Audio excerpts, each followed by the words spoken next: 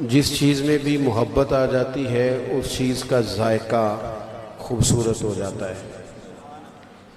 آپ کسی بھی کام کو اگر مشقت کے ساتھ کرتے ہیں، پریشانی کے ساتھ کرتے ہیں، بوجھ سمجھ کے کرتے ہیں تو وہ کام آپ کو تھکا دیتا ہے، لیکن اسی کام کو اگر محبت سے کر لیا جائے وہ کام تھکن پیدا نہیں کرتا، آزمائش پیدا نہیں کرتا۔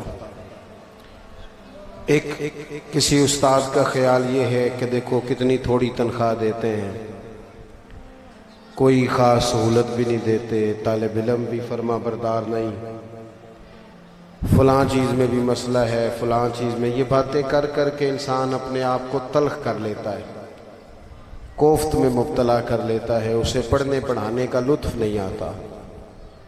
لیکن اگر اس کا یہ ذہن بن جائے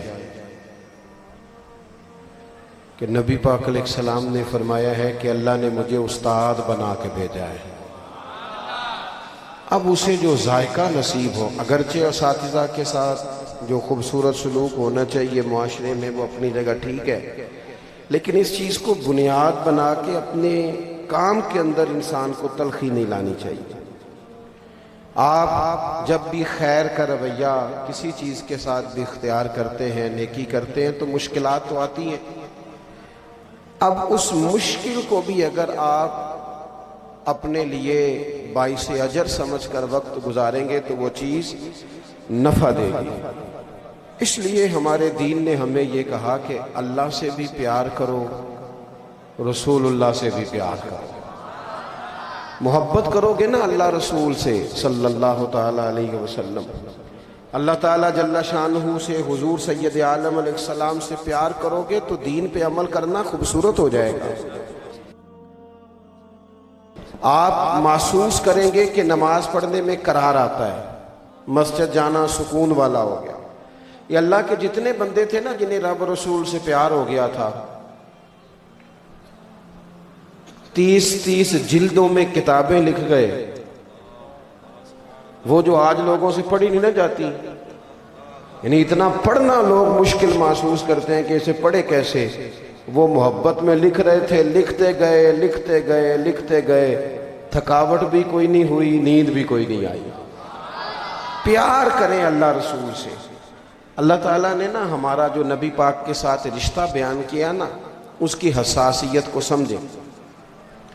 رشتے بندے کے ڈھیر سارے ہوتے ہیں، سارے حساس نہیں ہوتے۔ بڑے سارے لوگ دکھ سناتے ہیں، بندہ روتا نہیں، لیکن کبھی وہ پردیس میں اپنی بیٹی کو ٹیلی فون کرے، جی مجھ سے کچھ کہا، اللہ تعالیٰ آپ کو جزائے خیر دے، میں تصویراں کھچانتے آیا نہیں، اگر فوٹو چاہیے تھی تو فوٹو کھینچ کے بھیج دیتے، کام چل جاتا، نہ میں مووی بنوانے آیا ہوں، تو پھر تو ٹھیک تھا، ایک بندہ بھیج دیتے، مووی بناتے آپ کو دے دیتا، آرام سے بیٹھے، میں تو بات کرانے آیا ہوں۔ آپ لوگ سکون سے بیٹھیں، اللہ آپ کو مہنگے مہنگے موبائل دے، پر چلو میری بات بھی تو سنیں نا آپ حضرات، اللہ تعالیٰ آپ کو جزائے خیر عطا فرمائے، مطلب تھوڑی سی چلو اثر کرے نہ کرے، سن تو لے میری فریاد، اور نہیں ہے داد کا طالب یہ بندہ آزاد، اللہ تعالیٰ فضل کرے، نہ آپ سے داد چاہیے نہ امداد چاہیے، ہمیں تو فقط بات سنانی ہے، تو چلو وہ تو سن لے توجہ کے ساتھ۔ آپ حضرات غور کریں کہ میری بات پر، عزیز بھائی، ہر ایک رشتہ حساس نہیں ہوتا، ہر ایک کی بات پر بندہ پریشان نہیں ہوتا، لیکن بیٹی کی بات آئے تو بڑے بڑے رو پڑتے ہیں، رشتہ حساس ہے نا، اماں کی بات آئے تو بڑے بڑے رو پڑتے ہیں، وطن کی دیس کی بات آئے تو بڑے بڑے رو پڑتے ہیں، حساس رشتہ ہے ہمارا نا۔ قرآن پاک نے نبی پاک علیہ السلام کے ساتھ جو رشتہ بیان کیا وہ حساس ہے، کہا النبی اولیٰ بالمؤمنین من انفسہم، فرمایا یہ نبی مومنوں کی جانوں سے بھی ان کے زیادہ قریب ہے۔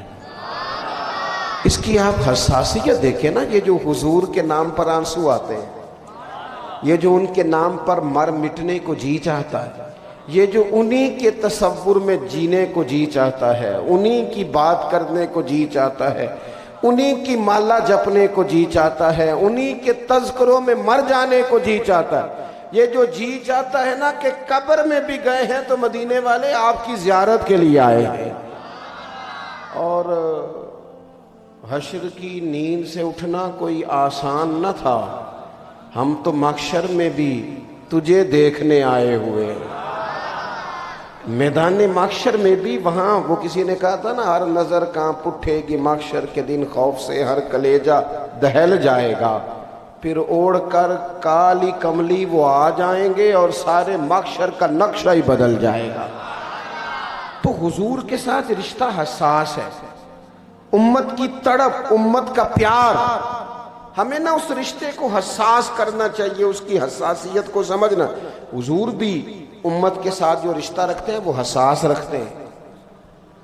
آپ کو درجنوں حدیثیں ملیں گی کتب احادیث میں، میرا اور آپ کا کسی کام کو جی چاہتا ہے نا، جی چاہتا ہے تو پھر وہ کام ہم چھوڑتے نہیں، جی تو چاہتا ہے۔ کسی کام کو دل کر رہا ہے تو پھر لوگ کسی کی پرواہ نہیں کرتے، وہ جو دل کرتا ہے وہی کرتے ہیں۔ اور آپ کو درجنوں حدیثیں ملیں گی، حضور فرماتے ہیں میرا دل کرتا تھا میں ہر وضو کے ساتھ مسواک ضروری قرار دے دوں، تمہیں تکلیف ہوگی لہٰذا میں یہ نہیں کرتا۔ فرمایا دل کرتا تھا امت پر تہجد کی نماز ضروری قرار دے دوں۔ معنی کیا ہے؟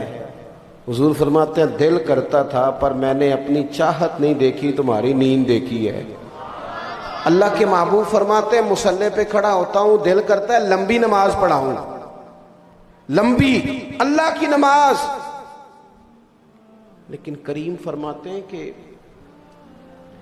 پیچھے سے کسی بچے کے رونے کی آواز آتی ہے، کسی کمزور کی آواز آ جاتی ہے تو میں رب کی نماز مختصر کر دیتا ہوں، امت کا خیال کرتا ہوں۔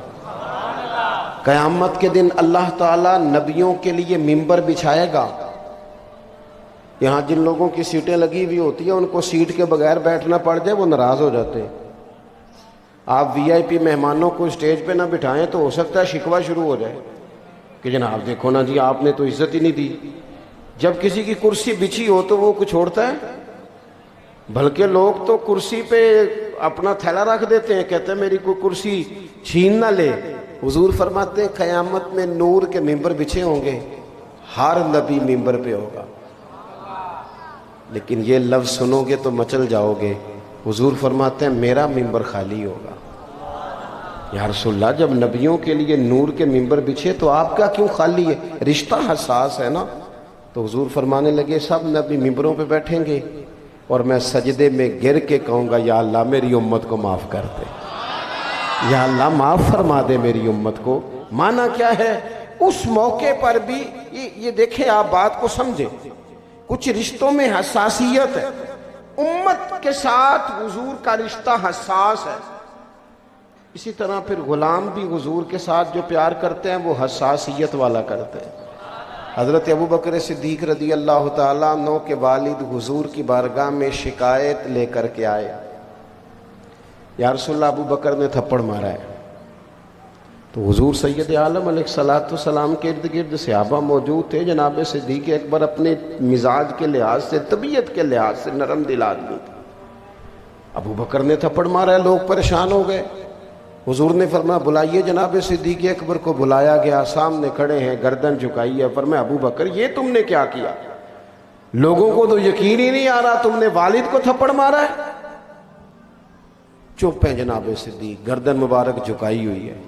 پھر حضور نے فرمایا ابوبکر آپ نے والد کو مارا ہے، یہ کیا کیا؟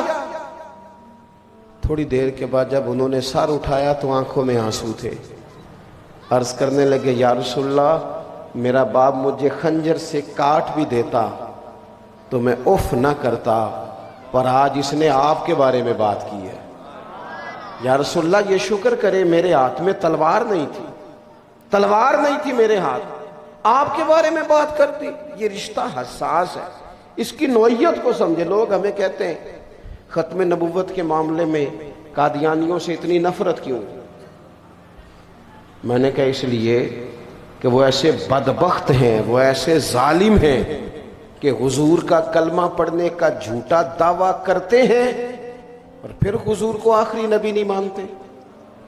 اس لیے ان کے بارے میں ہمارے دلوں میں شدت ہے، ان بے ایمانوں کے بارے میں، کہ وہ اتنا بڑا ارتداد کرتے ہیں کہ بظاہر لبادہ بھی اوڑھتے ہیں ظالم، اگرچہ پرلے درجے کے کافر ہیں. میرے بھائی، اس رشتے میں